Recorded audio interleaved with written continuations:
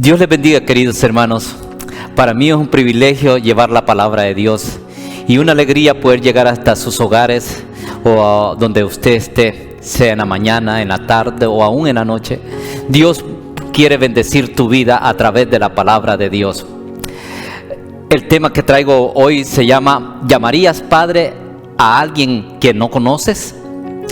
Hay muchas oraciones en la Biblia, pero la oración más famosa es el Padre Nuestro, o al menos en nuestra cultura latinoamericana. ¿Cuántas veces hemos nosotros orado el Padre Nuestro? ¿Cuántas veces usted ha orado el Padre Nuestro? Yo aprendí la oración del Padre Nuestro cuando aprendí el catecismo. Tenía alrededor de algunos 5 años. Pero ahora quiero hablar del Padre Nuestro en una forma más profunda, en el cual usted pueda aprender de esta predicación. En el libro de Lucas, capítulo 11, versículo 1, los discípulos le dijeron a Jesús: enséñanos a orar. Es interesante que los discípulos nunca le pidieron al Señor: enséñanos a sanar a los enfermos, enséñanos a echar fuera a los demonios, enséñanos cómo hablarle a las demás personas. No, ellos le pidieron a Jesús: enséñanos a orar.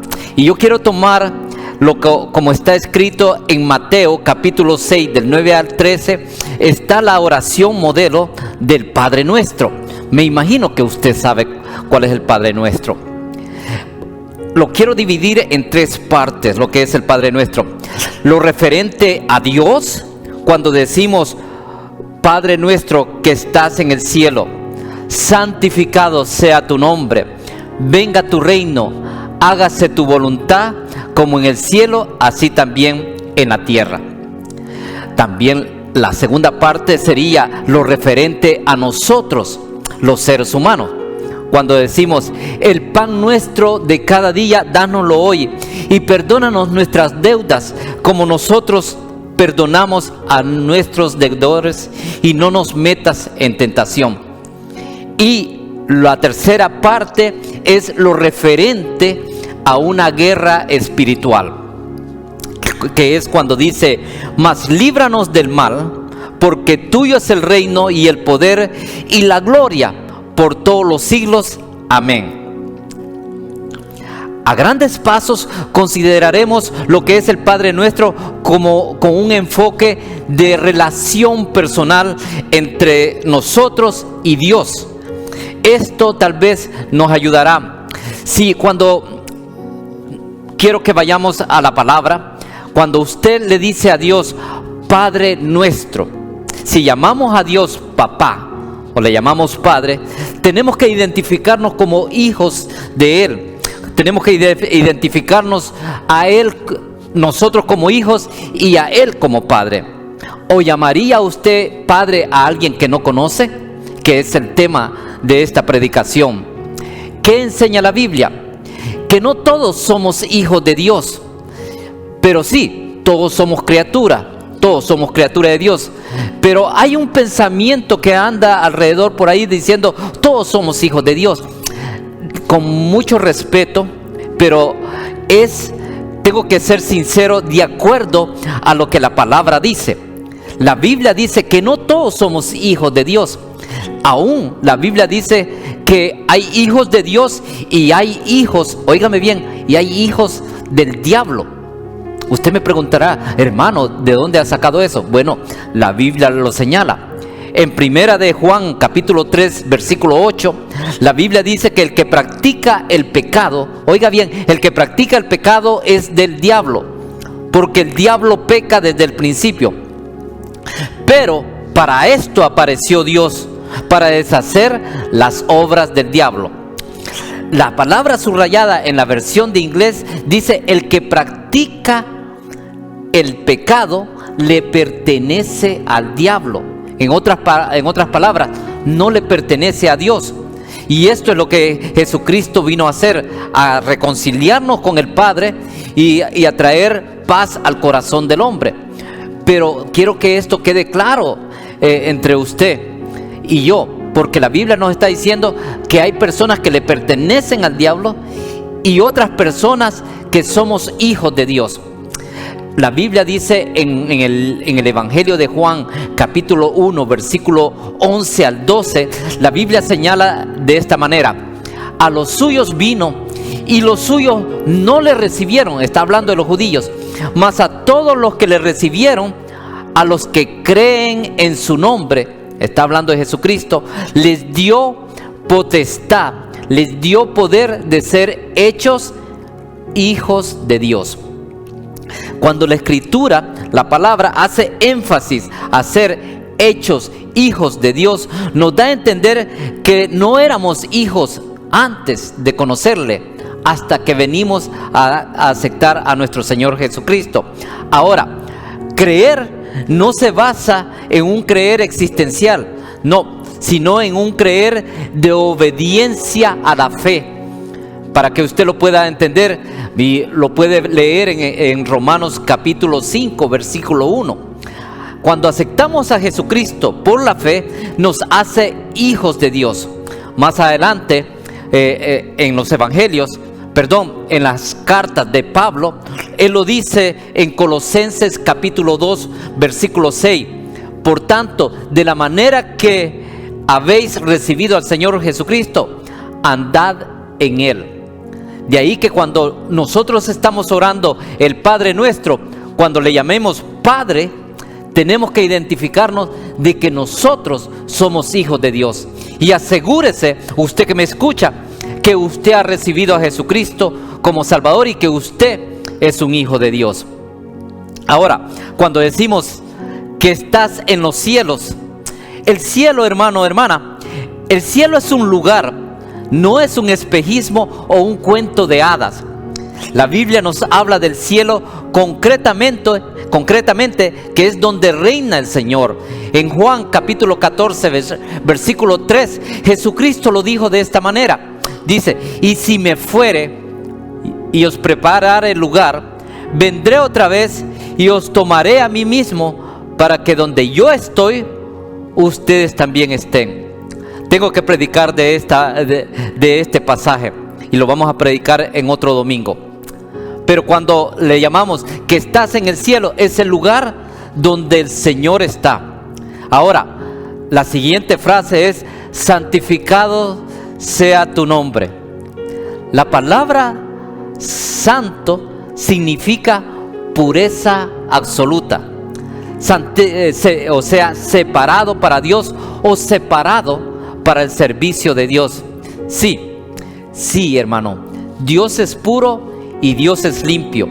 Igualmente, los hijos de Dios tienen que ser puros y tienen que ser limpios. La naturaleza de Dios es sin pecado. Asimismo, los hijos de Dios deben andar sin pecado, sin practicar el pecado. Ahora usted me dirá: esto es imposible. Bueno, la Biblia dice que lo que es imposible para el hombre es posible para Dios. Aquí vuelvo otra vez a la pregunta: ¿llamarías Padre a quien no conoces? Tendrás que estar seguro que cuando oras el Padre Nuestro, tienes que ser hijo de Dios. Y si eres hijo de Dios, tienes que parecerte a tu Padre Celestial. La siguiente frase es, cuando decimos al Señor en la oración: venga tu reino. Cuando oramos venga tu reino, estamos manifestando que seremos súbditos de Él, y que Él reina, que Dios reina sobre nuestras vidas, que Dios reina sobre nuestros cónyuges, que Dios reina sobre nuestros hijos, que Dios reina sobre nuestras finanzas. Para algunos, cuando hablamos de finanzas, ellos no quieren tocar ese punto, pero cuando le decimos: para que sea tu reino sobre nosotros, que sea reino sobre todo, nosotros llegamos a ser súbditos de ese reino. ¿Y cuál es el reino de Dios? La Biblia lo responde de esta manera en Romanos 14, 17. El reino de Dios, porque el reino de Dios no es comida ni bebida, sino justicia, paz y gozo en el Espíritu Santo. Justicia, paz y gozo es para las personas que reciben a Jesucristo. Sí, problemas vamos a tener en este mundo, pero Dios ha prometido estar con nosotros en medio de los problemas. Aun cuando Jesucristo habló de los problemas, dice que buscad primeramente el reino de Dios y su justicia, y las demás cosas serán añadidas. Así que cuando buscamos y le decimos, venga tu reino, le estamos diciendo al Señor, yo quiero ser un súbdito tuyo, y tú quiero que seas el rey de mi vida, el rey de mi matrimonio, el rey de mi hogar, el rey de mis finanzas, el rey donde tú me mantienes trabajando. Y estamos diciendo, venga tu reino. Y luego la otra frase en la oración del Padre Nuestro es, hágase tu voluntad. Al orar al Señor, hágase tu voluntad, manifestamos que Dios haga con nuestras vidas como Él desee, que se cumplan los deseos de Él mientras nosotros vivimos en esta tierra, que se pueda realizar para lo cual nosotros fuimos creados. La Biblia dice que fuimos creados para hacer obras que Él ya ha predeterminado para que las hagamos aquí en la tierra. Cuando el Señor nos hizo sabiendo el lugar donde íbamos a vivir y las obras que deberíamos de hacer. O sea, cuando estamos orándole al Señor, hágase tu voluntad, que se pueda hacer la voluntad de Dios en tu vida, que se pueda realizar Dios a través de tu vida, mientras estás manejando, mientras vives junto con tu familia, mientras estás trabajando, mientras estás comprando el mercado, mientras andas por la calle. Dios, hagas tu voluntad. La segunda parte es lo referente a nosotros. La primera petición de esta sección, que es danos hoy nuestro pan de cada día, apunta a nuestras necesidades presentes. Cuando decimos perdona nuestras ofensas, apunta a nuestro pasado, porque hemos pecado. Y cuando apunta no nos metas en tentación, apunta a nuestra necesidad futura que hemos de tener cuando estamos en esta tierra. Vamos a ir despacio. La Biblia, cuando estamos orando el Padre Nuestro y le decimos al Señor, danos hoy nuestro pan de cada día. Al pedir el alimento diario, le estamos diciendo al Señor, Señor, yo dependo de ti. No dependo de mis fuerzas, no dependo de mi inteligencia o de mis habilidades. Dependo de ti. Danos hoy el pan nuestro de cada día. Reconozco a Dios que Él es mi proveedor. Reconozco a Dios que todo lo que tengo viene de su mano. Recuerde esto, Dios es bueno y Él deja salir el sol sobre buenos y malos, dice la Biblia. Deja caer su lluvia sobre justos e injustos. Pero la finalidad es esta, reconocer que Dios es nuestro proveedor. Cuando le estamos diciendo, danos el pan nuestro de cada día, es que no confío en mis habilidades, estoy confiando en el Dios que me cuida y en un Dios que tiene amor y bondad para con nosotros. Cuando le decimos al Señor en la oración del Padre Nuestro, perdona nuestras ofensas, el creyente vive apasionado por vivir en la santidad, por estar separado del mundo y viviendo para Jesucristo. Sabe que solo Dios, el hombre de Dios, el hombre y la mujer de Dios que ha leído la palabra y que la estudia, sabe que solamente Dios puede perdonar pecado. Nadie. Si alguien viene a decirte tus pecados te son perdonados, dando a entender, no le creas, porque el único que pagó tus pecados y los míos fue el que subió a la cruz del Calvario, derramó su sangre para que pudiésemos tú y yo alcanzar misericordia. Cuando estamos orando, Padre, perdónanos nuestras ofensas, le estamos diciendo, solo tú, oh Dios, puedes perdonar mis pecados. Solo tú puedes ver mi interior, mi iniquidad, mis malos pensamientos, y puedes limpiarme. Y cuando nosotros recibimos el perdón de Dios, eso como que rebota para dar perdón a los demás. Porque si no, la Biblia señala que si nosotros no perdonamos a nuestro prójimo, tampoco Él nos va a perdonar. Yo creo que eso es más que entendido. El principio de esta oración es considerar que solamente en el Señor hay perdón de pecado. Y la tercera parte es: no nos metas en la tentación.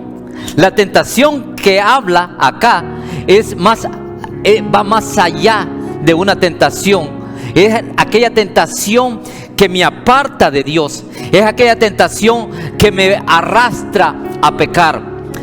Y esto nos lleva a una vida futura viviendo en la voluntad de Dios. En nuestra oración, pedirle a Dios que nos dé sabiduría. La Biblia nos dice que debemos de pedírsela al Señor. Cuando oramos al Señor: Señor, no nos metas en tentación, ayúdame, fortaléceme, dame sabiduría para no llegar a sucumbir bajo la tentación. La tentación no es pecado. El pecado es cuando sucumbimos, cuando caemos a la tentación. Observe lo que dice Santiago, capítulo 1, versículo 2 al 6. Dice así: hermanos míos, tened por sumo gozo cuando os halléis en diversas pruebas. Si usted quiere ponerle entre paréntesis, en diversas tentaciones o tribulaciones, sabiendo que la prueba de vuestra fe produce paciencia. Mas tenga la paciencia su obra completa, para que seamos perfectos y cabales, sin que os falte cosa alguna. Y vea cómo dice la palabra: y si alguno de ustedes o de vosotros tiene falta de sabiduría, pídala a Dios, el cual da a todos abundantemente y sin reproche, y le será dada. Qué preciosa es la palabra de Dios. Qué precioso cuando aprendemos de la Biblia, aprendemos lo que Dios desea para nosotros. Cuando oramos: no nos metas en tentación, le estamos diciendo al Señor: dame sabiduría para realizar las cosas buenas que tú tienes para mi vida y no caer bajo una tentación de pecado. Y lo último es: líbranos del mal o el maligno. Significa que seríamos librados del diablo. Significa que este personaje que es real y la Biblia lo señala como acusador de nuestras almas, viene y está atento para destruirnos. El diablo no se va a alegrar con hacerte daño. No, él quiere terminar y destruirnos. Él quiere destruir tu alma, quiere destruir tu corazón, quiere infundir en tu corazón odio, rencor, vicios, malcriadezas, rencor o rencilla por otros. No le creas al diablo. Cuando oramos y decimos el Padre Nuestro, le estamos diciendo: líbranos de este maligno que ha puesto en mi vida rencilla, rencor, falta de perdón, malcriadezas, vicios. Hazlo a un lado y el Señor te ayudará. Cuando estemos orando el Padre Nuestro, tengamos en mayor cuidado cuando hacemos esta oración. La oración del Padre Nuestro, déjame decirte, hermano, hermana, no está en cuántas veces lo digas. Es más, Jesucristo dijo que no usáramos vanas repeticiones. Es que algunos piensan que entre más dicen el Padre Nuestro 2, 3, 4, 5 veces, como que va a tener mayor valor. No, hermano, no, hermana, no nos confundamos. La Biblia, Jesucristo dijo: no uses vanas repeticiones. La oración que cobra valor es cuando tú eres hijo e hija de Dios, cuando tú puedes llamar a Dios como Padre. Hoy volvemos a la misma pregunta: ¿o llamarías Padre a alguien que no conoces? Tenemos que conocer a Dios. Y cuando conocemos a Dios a través de Jesucristo, podemos llamarle Padre. La oración que cobra valor es aquella cuando nosotros podemos tener una relación con nuestro Padre Celestial. Y les traigo esto. Es un testimonio de una mujer que era misionera en África Central. Ella estaba trabajando con en un orfanatorio. Una noche, mientras ella estaba trabajando duro, para ayudar a una madre que estaba dando a luz, que a pesar de todo trabajó mucho para que diera a luz. La mujer tuvo un bebé prematuro y finalmente murió, dejando un pequeño bebé diminuto y una niña de 2 años. Era el momento de meter al pequeño bebé en una incubadora, pero el orfanatorio no tenía incubadora, y mucho menos, y aunque hubiera tenido incubadora, no tenía electricidad. Así que la misionera le dijo a una de las estudiantes que trabajaba en el orfanatorio que fuera rápido a encontrar la bolsa de agua para poner agua caliente. Usted sabe esas bolsas que se le pone agua caliente para mantener el cuerpo caliente, que son hechas de hule. Ella le dijo: ve y busca la bolsa para poner agua caliente, y mientras tanto cubre al bebé. Y era una noche fría, de acuerdo al testimonio de la misionera. La misionera dice que con mucha dificultad fueron a encontrar la bolsa de agua caliente, y cuando le pusieron el agua caliente se rompió, y dijo la estudiante: era la última que teníamos. Y ella dijo: el bebé puede morir en cualquier momento, porque era una noche fría y era prematuro. Así que le dijo a una estudiante: pon el bebé cerca del fuego y tú acuéstate de manera de mantener el bebé caliente, y así pasar la noche. Al día siguiente, como era costumbre, la misionera fue a orar con los niños del orfanatorio, y por la mañana se reunió con ellos y les dijo y les habló del problema que tenía, del niño que estaba prematuro y de la pequeña niña que estaba llorando por su madre. En eso se levantó una niña llamada Ruth. Este es un relato real, o sea, no es inventado. Se levantó esta niña llamada Ruth, que tenía 10 años, y con usted sabe, esa forma sincera que tienen los niños y que lo hacen tan abiertamente y espontáneamente, y dijo de esta manera: Padre, por favor, envíanos una bolsa para agua caliente, pero no nos va a servir para mañana. Padre, envía esta bolsa de agua caliente hoy esta tarde. Y también Dios envía una muñeca para la niña, para que sepas que tú le amas. La misionera, que estaba a la par de la niña y oyendo la oración de la niña, ella decía: esto es imposible. He estado en este orfanatorio por más de 4 años y nunca he visto que ha venido un carro a dejar un paquete, y nunca había recibido ella algún paquete de afuera, y la única manera es que viniese algo de afuera del país.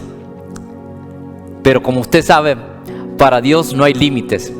Esa misma tarde llegó un camión y dejó una pequeña caja de 22 libras. La misionera no podía creerlo. Fue y corrió y vio la caja y mandó a llamar a todos los niños del orfanatorio y les dijo: vengan. Y llegaron a la caja y empezaron a abrirla poco a poco para ver qué era lo que había ahí, y vieron que esa caja había sido enviada desde el país de origen de la misionera y había sido enviada 5 meses atrás. Empezaron a abrir y encontraron como 40 o 50 espejuelos o anteojos. Encontraron una gran cantidad de pequeñas blusas y camisas para los niños. También encontraron algunas vendas que se usan para las personas que tienen lepras. Y en medio de todo aquello estaba una bolsa para agua caliente que alguien la había puesto en la caja. Cuando la abrieron, se imagina, todos los niños abrieron sus ojos. La misionera se le salía el corazón, impresionada de que la oración de Ruth, la niña de 10 años, había sido una realidad. Ruth, que estaba al frente de todos los niños, salió y dijo: Dios ha enviado la caja y es seguro que ha enviado la muñeca también. La misionera empezó a meter la mano adentro de la caja y al fondo, en medio de bolsas y trapos, sacó y ahí estaba una muñeca bien vestida, con ropa y todo, para la niña de 2 años. Esto fue real. Dios había contestado la oración de la niña ese mismo día. Dios había contestado la oración que había sido preparada 5 meses atrás. ¿Sabe, hermano? Esto nos debe de llenar de gozo y de alegría. ¿Sabe lo que dice la Biblia en Isaías 65:24? Dice: y antes que clamen, responderé yo. Mientras aún hablen, yo habré oído, dice la Biblia. Este es el Dios que yo te digo, hermano. Él es nuestro Padre Celestial. Cuando tú ores cuando tú ores la oración del Padre Nuestro y digas: Padre, pórtate como hijo. Cuando digas: nuestro, vive en comunión con tus hermanos. Cuando digas que estás en el cielo, despréndete de las cosas de este mundo. Cuando digas, acuérdate, hermano, cuando digas: santificado sea tu nombre, hónrale con tus palabras, hónrale con tus hechos. Cuando diga: venga tu reino, trata de cooperar para que el reino de Dios se establezca en esta tierra. Y cuando digas: hágase tu voluntad, obedécele. Cuando te toque que llamar la atención a tu misma vida, obedécele al Señor. Cuando le digas al Señor: danos nuestro pan de cada día, recuerda que Él es tu sustentador. No vives aquí por sorpresa, vives porque Dios te ha sustentado, te ha dado la salud, te ha dado la fuerza, te ha dado un lugar de trabajo. Dios es nuestro proveedor. Cuando digas: perdona nuestras ofensas, no guardes rencor contra tu hermano, aprende a perdonar, quita de ti toda rencilla. Cuando digas: no nos dejes caer en tentación, no te pongas en ocasión de pecar, evita la tentación, corre del pecado. Y cuando digas: líbranos del mal, decídete a pelear contra las seducciones, contra las pruebas que el diablo te ponga. Y cuando digas amén, acuérdate que has llamado Padre a aquel que todo lo puede y que Él quiere que tú te comportes como hijo y como hija. La oración del Padre Nuestro, termino con esto, tiene poder. No está en cuántas veces lo repitas, no, sino cuán cerca estás de aquel a quien tú le estás llamando Padre. Está de acuerdo a quién tú le llamas Padre, o le llamarías Padre a alguien que no conoces. Para la próxima vez que tú ores el Padre Nuestro, acuérdate de ser hijo e hija de Dios. Que Dios me les bendiga y les prospere, y ponga en tu corazón el querer como el hacer de ser hijo e hija de Dios. Bendiciones. Les veremos la próxima semana. Amén y amén.